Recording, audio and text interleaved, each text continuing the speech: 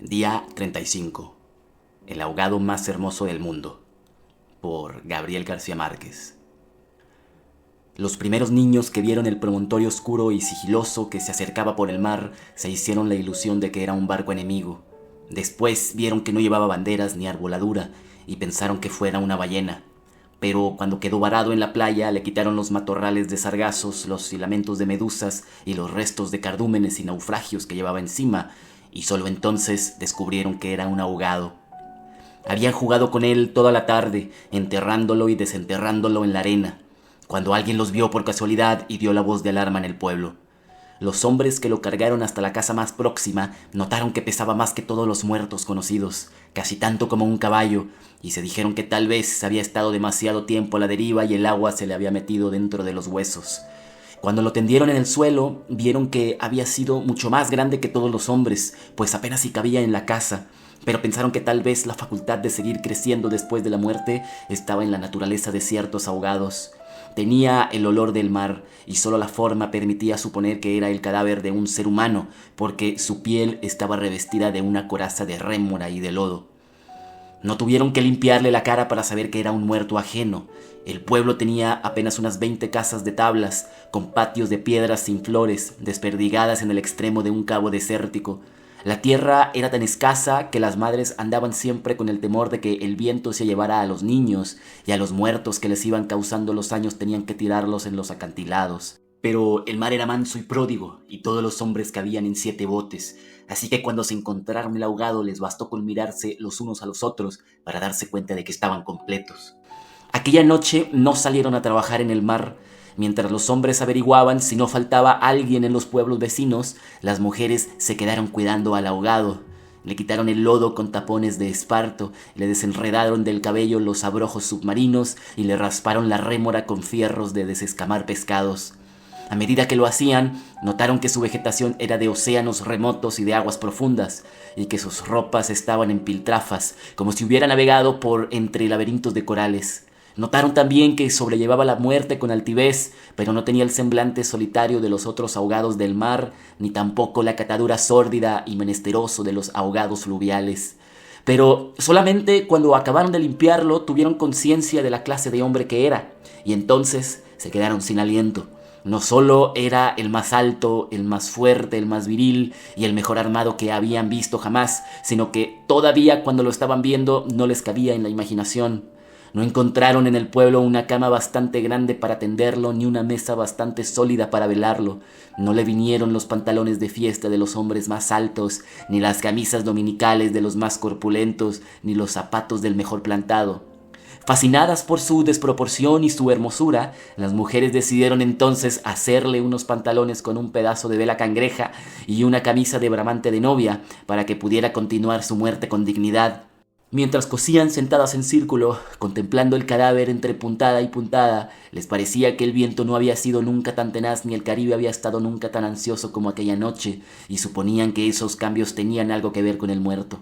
Pensaban que si aquel hombre magnífico hubiera vivido en el pueblo, su casa habría tenido las puertas más anchas, el techo más alto y el piso más firme, y el bastidor de su cama habría sido de cuadernas maestras con pernos de hierro, y su mujer habría sido la más feliz. Pensaban que habría tenido tanta autoridad que hubiera sacado los peces del mar con solo llamarlos por sus nombres, y habría puesto tanto empeño en el trabajo que hubiera hecho brotar manantiales de entre las piedras más áridas, y hubiera podido sembrar flores en los acantilados.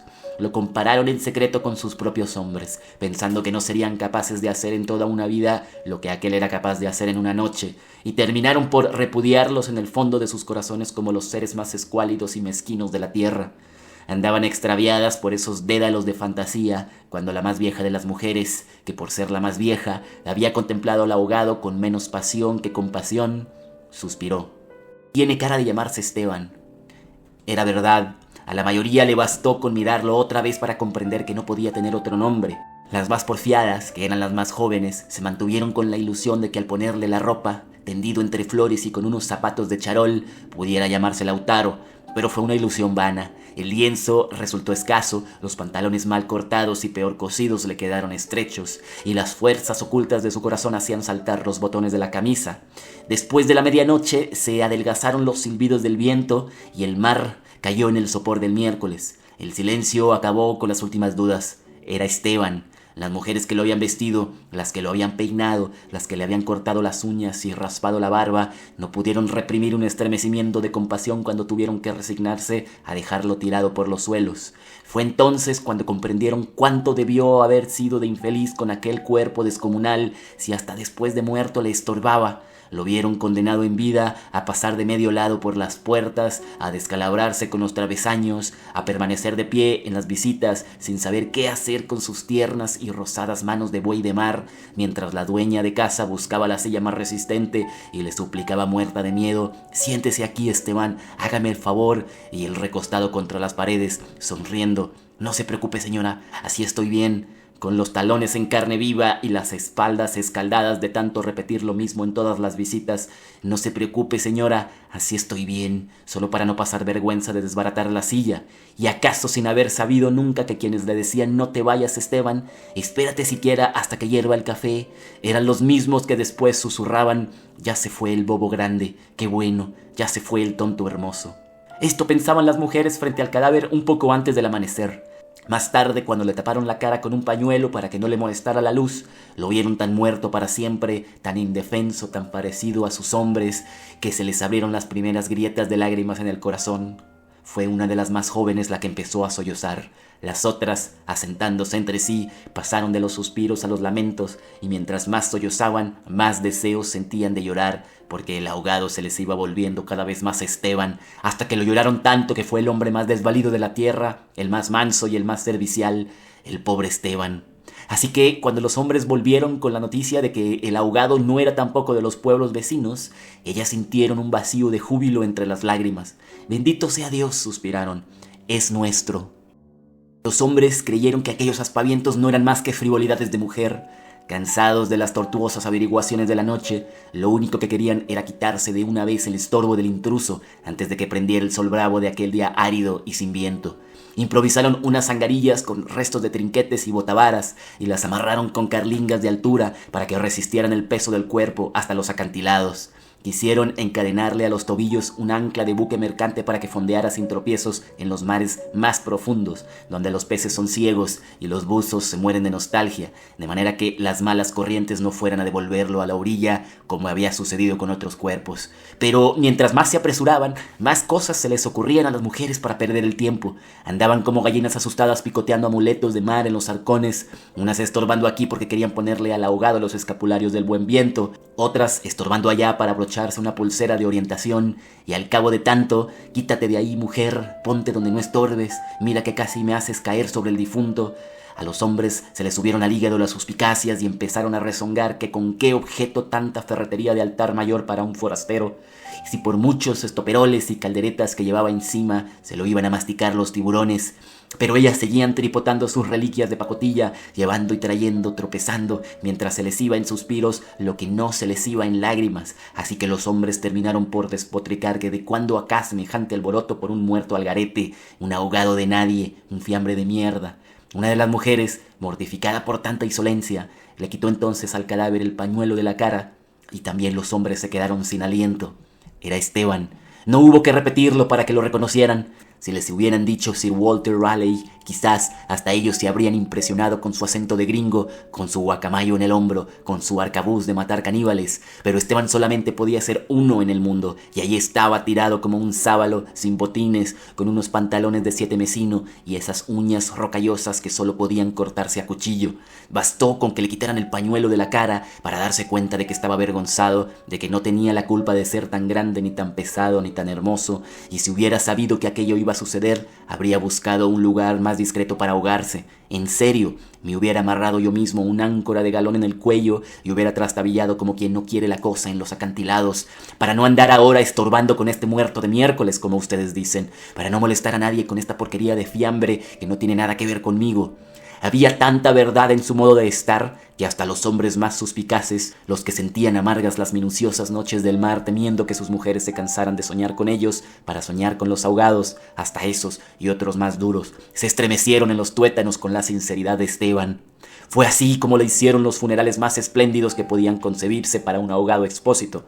Algunas mujeres que habían ido a buscar flores en los pueblos vecinos regresaron con otras que no creían lo que les contaban. Y éstas se fueron por más flores cuando vieron al muerto, y llevaron más y más, hasta que hubo tantas flores y tanta gente que apenas si se podía caminar. A última hora les dolió devolverlo huérfano a las aguas, y le eligieron un padre y una madre entre los mejores, y otros se le hicieron hermanos, tíos y primos, así que a través de él todos los habitantes del pueblo terminaron por ser parientes entre sí. Algunos marineros que oyeron el llanto a distancia perdieron la certeza del rumbo, y se supo de uno que se hizo amarrar al palo mayor, recordando antiguas fábulas de sirenas. Mientras se disputaban el privilegio de llevarlo en hombros por la pendiente escarpada de los acantilados, hombres y mujeres tuvieron conciencia por primera vez de la desolación de sus calles, la aridez de sus patios, la estrechez de sus sueños frente al esplendor y la hermosura de su ahogado. Lo soltaron sin ancla para que volviera si quería y cuando lo quisiera, y todos retuvieron el aliento durante la fracción de siglos que demoró la caída del cuerpo hasta el abismo. No tuvieron necesidad de mirarse los unos a los otros para darse cuenta de que ya no estaban completos, ni volverían a estarlo jamás.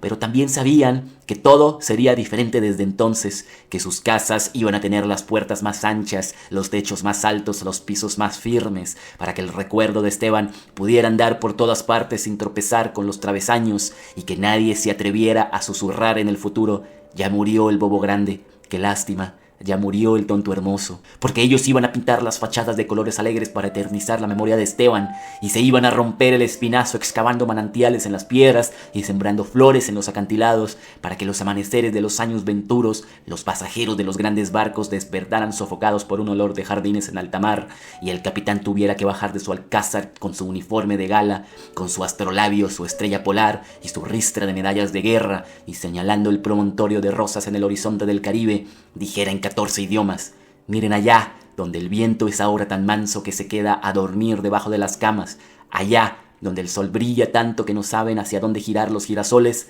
sí, allá es el pueblo de Esteban.